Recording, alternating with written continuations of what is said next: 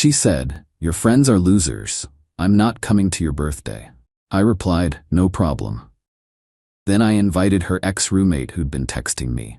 Her tune changed when she saw the Instagram stories. I, 27 male, have been with Miranda, 26, for 2 years, living together for 8 months, and honestly, the mask has been slipping for a while now. It started small. Comments about my friend group being immature because we still play board games every Thursday. Eye rolls when I'd mention weekend plans with them. The phrase, "When are you going to grow up?" became her favorite. My core group consists of Ethan, my best friend since middle school, works in IT. Jasper, met in college, teaches high school math. Dominic, childhood neighbor, manages a restaurant. Khalil, former roommate, graphic designer. Not exactly losers, but to Miranda, anyone who doesn't work in finance or law like her colleagues is beneath her. 3 weeks ago, I started planning my 28th birthday. Nothing crazy, just dinner at Dominic's restaurant, then back to our place for drinks and games. Maybe 15 people total. When I told Miranda, she scoffed. "Really? Board games? For your 28th birthday?" "Yeah, why not? It's what I enjoy." "It's just childish. What are you, 12? It's my birthday, Miranda. I want to spend it with my friends doing what we love." She rolled her eyes. "Your friends are a bunch of man-children who refuse to grow up. Ethan still lives with roommates. Jasper drives a 2008 Honda. They're losers, and spending your birthday playing Dungeons and Dragons or whatever is pathetic." That stung. But what came next was worse. "I'm not coming," she announced. "I have a work event that night anyway, but even if I didn't, I wouldn't waste my evening watching grown men play with dice." "You have a work event on my birthday? That you're just telling me about now?" "It's networking. Something you'd understand if you had real ambition instead of wasting time with those losers." I stared at her. 2 years. 2 years of slowly chipping away at my friendships, making snide comments, trying to reshape me into her ideal of what a man should be. "No problem," I said calmly. "Enjoy your networking." She seemed surprised by my lack of argument, but shrugged it off. Here's the thing though. About a month ago, her former roommate Zara started texting me. Nothing inappropriate at first, just, "Hey, how's the apartment?" And, "Is Miranda still leaving dishes in the sink for days?" Turns out, Miranda had been a nightmare roommate. Zara had stories, so many stories. And over the past few weeks, as Miranda's mask slipped further, Zara and I had been texting more. Still nothing inappropriate, but definitely friendly, maybe a little flirty. So when Miranda declared she wouldn't come to my birthday, I made a decision. Update 1, I texted Zara, "Hey, having a birthday dinner Saturday. Miranda's not coming, has some work thing. Want to join? Fair warning, we're all losers who play board games." She replied immediately, "LMAO, she's still on that? I'm 100% in. Can't wait to meet these legendary losers." The birthday arrived. Miranda left at 5 p.m. in her power suit, pecking my cheek like she was doing me a favor. "Try not to stay up too late playing your little games." Dinner at Dominic's restaurant was perfect. He'd reserved the private room, made all my favorites. My friends were there, plus a few others, and Zara. She fit in immediately, laughing at Jasper's terrible puns, discussing design with Khalil, even jumping into our running inside jokes like she'd always been there. Wore this casual sundress, nothing fancy, but she looked happy. Genuine, everything Miranda hadn't been in months. Ethan pulled me aside. "Dude, isn't that Miranda's old roommate?" "Yep." "And Miranda's not here?" "Work event." He grinned. "Sure, work event." We moved to my place for games and drinks. Zara destroyed us at Codenames, partnered with me for Wavelength, and when we broke out Telestrations, her drawings had everyone crying with laughter. Around 11 p.m., people started posting Instagram stories. Just normal stuff. The cake Dominic had made, group shots, videos of us dying laughing at Pictionary fails. Zara posted a selfie with me and Nia's, both of us holding drinks. Caption, "Birthday boy knows how to throw a party." My phone started buzzing. Miranda. Who the f is that girl? Why is she at our apartment? Is that Zara? Call me now. I ignored them all. We played until 2 a.m. When everyone left, Zara hugged me goodbye. "This was the most fun I've had in months. Your friends are amazing." "But they're losers," I joked. She rolled her eyes. "Miranda's an idiot. Happy birthday." She kissed my cheek and left. I was cleaning up when Miranda stormed in at 2:30 a.m. Makeup smeared, obviously drunk. What the hell was Zara doing here? I invited her to my birthday. You know, the one you couldn't attend? You invited my ex-roommate to spite me? I invited a friend who actually wanted to celebrate with me. How was your work event? She stumbled. That's not the point. You deliberately what? Had a birthday party?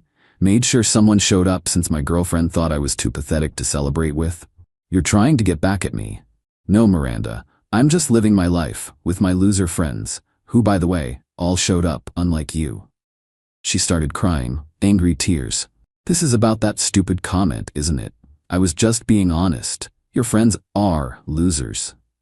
Then why do you care if another loser joined us? She threw her purse at the wall and stomped to the bedroom.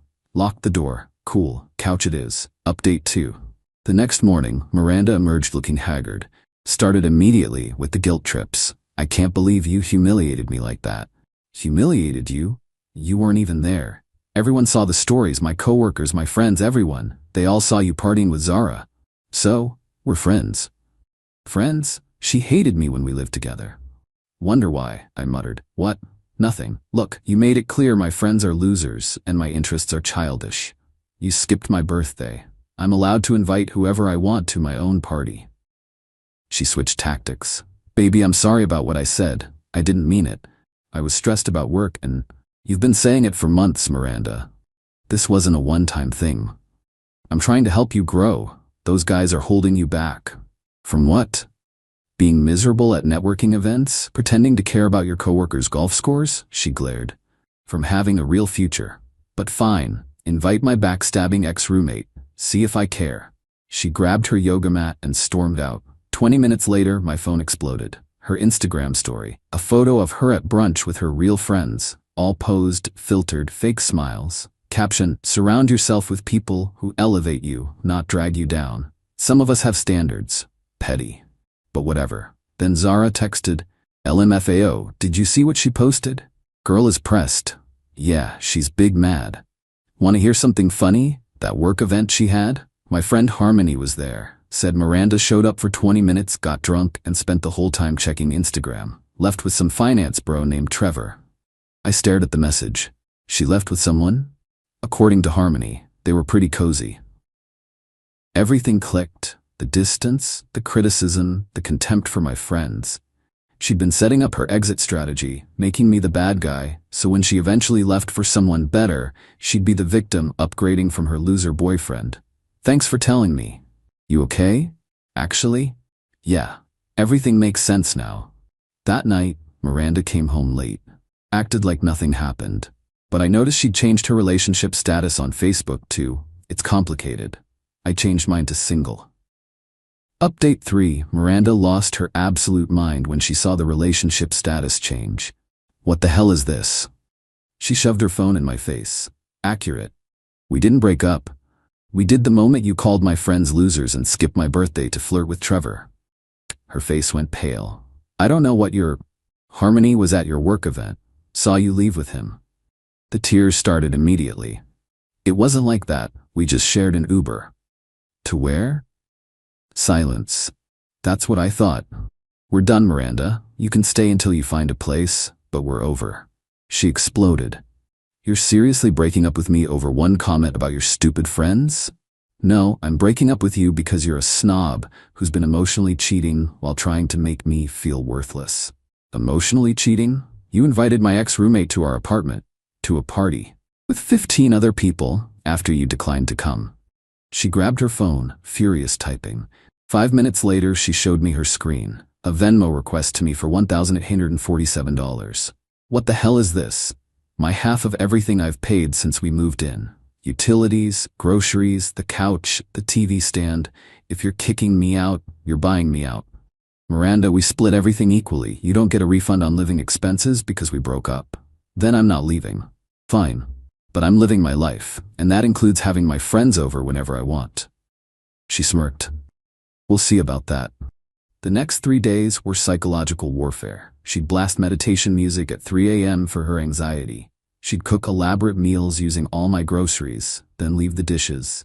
She'd have loud phone conversations about how some people just can't handle successful women, and it's so hard dating down. But the real escalation came Thursday. Board game night. She texted me at work, having some friends over tonight. Hope that's okay. I knew it was a trap, but I didn't care. Cool, my friends will be here at 7 for game night. Perf, mine too. I arrived home at 6:30 to find Miranda had rearranged the entire living room. Our gaming table was pushed against the wall. She'd set up a wine tasting station. What's this? Oh, I'm hosting a wine and philosophy discussion. Very intellectual, you understand. 7 of her most pretentious friends arrived right at 7. The kind who unironically discuss Proust at parties and judge you for drinking beer. Then my friends showed up. The tension was immediate.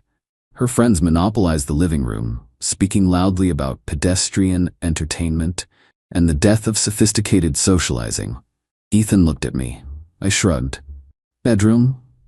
We moved our game to my room. Could still hear Miranda's crowd laughing artificially, making snide comments loud enough for us to hear. Some people never evolve past college. It's actually sad, the arrested development. My ex used to play video games, thank God I upgraded. Then Zara showed up. I'd invited her to game night, forgot to warn her about the situation. She surveyed the scene, walked straight past Miranda's group and joined us. This reminds me of when she'd host networking sessions at 2 a.m. during finals week. Miranda appeared in the doorway. Zara, how unexpected. Hey Miranda, still pretentious I see. Still bitter about being a failed artist I see. Zara laughed. I make 6 figures doing what I love. You make PowerPoints for people who barely remember your name. The room went quiet. Miranda's face turned red. Get out of my apartment. It's my apartment, I said calmly, and she's my guest. Then I'm calling the cops. She's harassing me. Please do. Explain to them how someone sitting quietly playing board games is harassment while you're hosting a party specifically to disrupt our weekly tradition. One of Miranda's friends, clearly uncomfortable, suggested they move to a wine bar. They filtered out, but not before Miranda grabbed an entire bottle of my wine. For the emotional distress, she hissed. After they left, Dominic shook his head. Bro, she's lost it. 2 more weeks, I said.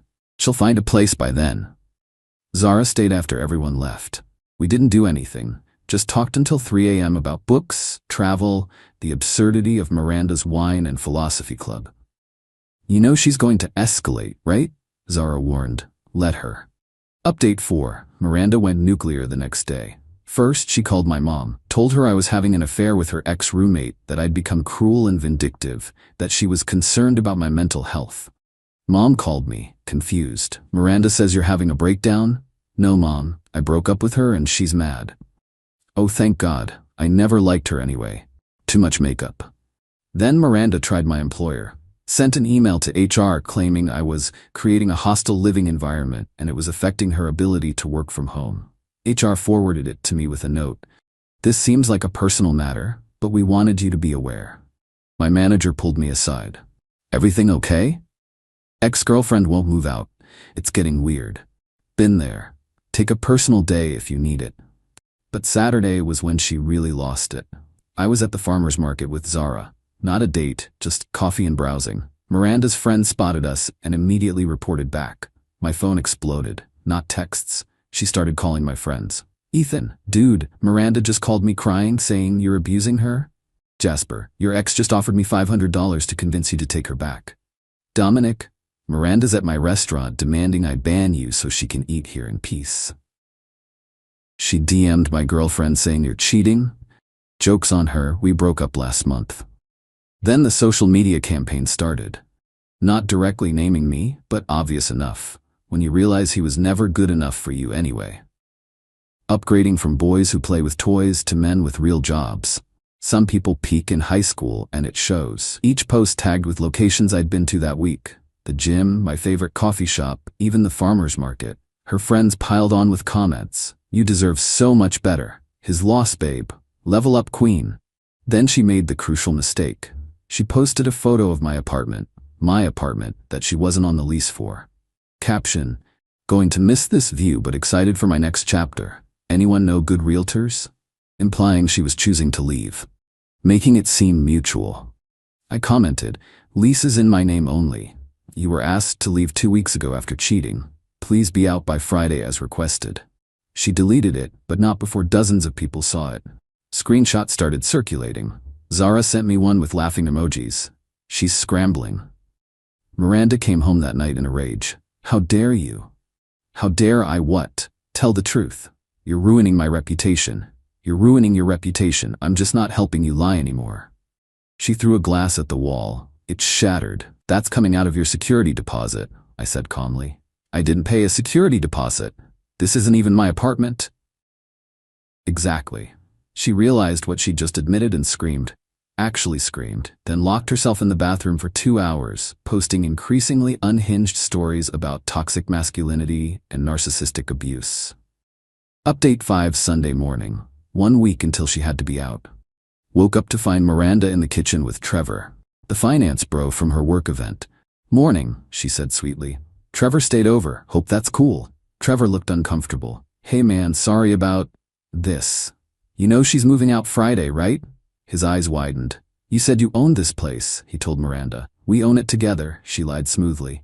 I pulled up the lease on my phone, showed him. Nope. Just me. She's been asked to leave. Trevor looked between us. Miranda, what the hell? He's lying. Baby, don't listen to him. The lease is right there. She started crying. You're really gonna believe him over me? Trevor grabbed his jacket. I'm not doing this. You said you were single, living alone, had your life together. This is insane. He left. Miranda turned on me. You ruined everything. You ruined everything when you brought him to my apartment. She picked up the coffee maker. I bought this. Cool. Take it. She seemed surprised I didn't fight. Started grabbing random items. This too. And this. If you paid for it, take it. She grabbed the bathroom mat, the dish soap, even tried to take light bulbs she claimed to have bought. You're pathetic, she spat. I'm single, and happy about it. Monday she escalated further. Changed the Netflix password her account. Removed me from her Spotify, fair. Then tried to get me banned from the gym we both went to by claiming I was stalking her. The gym manager, who I've known for 3 years, called me. Hey, your ex is here saying you're following her around? I haven't been there since Thursday. That's what our key card system shows. I'm asking her to find a different gym. She was banned instead. Beautiful. Tuesday she brought her mom over. This woman was exactly like Miranda, but worse. You're a loser, her mom announced. My daughter deserves better than some man-child who plays games. Then she should be thrilled to leave Friday. She's not going anywhere until you compensate her for emotional damages. Emotional damages? You cheated with that tramp roommate. Zara, who'd been bringing me coffee, chose that moment to walk in. Hi, Mrs. Bennett. Still wearing those MLM leggings that gave everyone a rash? Miranda's mom turned purple. You little? Careful, Zara said cheerfully. Defamation is a crime. Ask your daughter about the cease and desist her last ex sent. They left shortly after, but not before Miranda's mom proclaimed, I'd die alone with my loser friends. Beats dying surrounded by people who secretly hate me. I called after her. Wednesday, desperation set in. Miranda actually tried to seduce me. Came out in lingerie I'd bought her for Valentine's Day. Remember this? Yep. Looks better on you than on my bedroom floor where you left it for a week. We could work this out. I could forgive you for Zara. There's nothing to forgive. We're not together. We're so good together. Were we? When? When you called my friends losers? When you skipped my birthday? When you brought Trevor here? She started crying. Real tears this time. I don't have anywhere to go. You have 6 figures in savings, Miranda. You showed me the statements last month while bragging about it. But I don't want to waste money on a hotel. Not my problem anymore. Thursday night, the extinction burst. Wait, no, scratch that term. Thursday night, she completely melted down. I came home to find she'd invited about 20 people over for a goodbye party. My apartment was packed with strangers. What is this? Closure party, she announced, clearly drunk. Since you're evicting me, I'm saying goodbye properly. I surveyed the damage. Red wine on my carpet, someone smoking on my balcony, lease violation, music blasting, noise violation. I texted my landlord who lived in the building. He was up in 5 minutes. Everyone out, now, or I'm calling the police.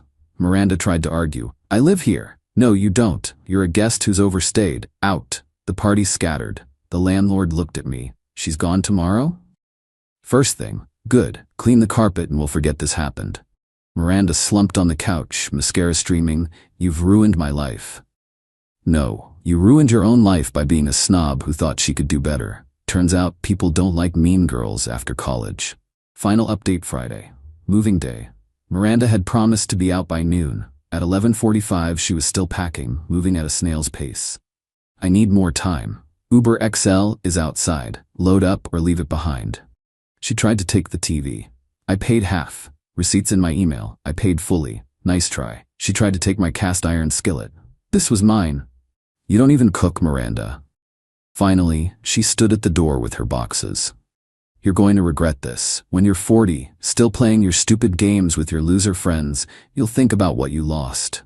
What I lost was 180 pounds of dead weight who convinced me I wasn't good enough. I'll take the games and friends, thanks. She tried for one last manipulation. Zara's just using you to get back at me. Zara's been nothing but kind, unlike you. We were together for 2 years, and you spent the last 6 months making me feel worthless. Time doesn't equal quality. The Uber driver honked. She grabbed her boxes and left, but not before one final shot. You'll never find anyone like me. That's the point. She slammed the door. I changed the locks that afternoon, landlord approved. Deep cleaned everything. Invited my friends over for an actual celebration. Ethan brought beer. Jasper brought pizza. Dominic cooked. Khalil brought his new girlfriend, who was cool as hell. And Zara. Zara brought her famous brownies and a bottle of champagne. To freedom, she toasted. To good friends, I countered. We played games until 3 a.m. No judgment, no criticism, just laughter and fun.